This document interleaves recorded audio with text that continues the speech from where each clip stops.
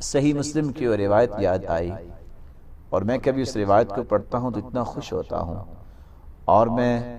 گزارش کروں گا کہ اس روایت کو صحیح مسلم میں خود بھی پڑھیے۔ قیامت کے دن جو ترازو لگایا جائے گا نیکیوں کا وزن کرنے کے لیے، اتنا بڑا ترازو ہوگا، اس کے دو پلڑے ہوں گے۔ لو وضعت السماوات والارض ومن فیہن فی کفہ، اگر ساتوں آسمان اور ساتوں زمینیں 14 کے 14 طبق ایک پلڑے میں رکھ دیے جائیں قیامت کے دن، تو ایک پلڑا بھی اس ترازو کا بھرے گا نہیں۔ لیکن والحمدللہ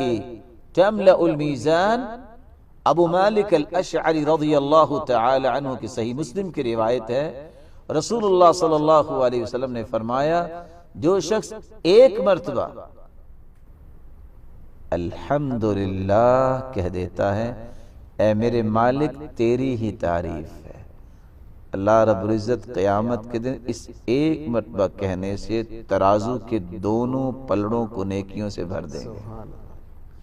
سبسکرائب کیجئے ہمارے چینل اور دبائیے بیل کا آئیکن تاکہ آپ کو ریگولر نوٹیفیکیشن اپڈیٹس مل سکے۔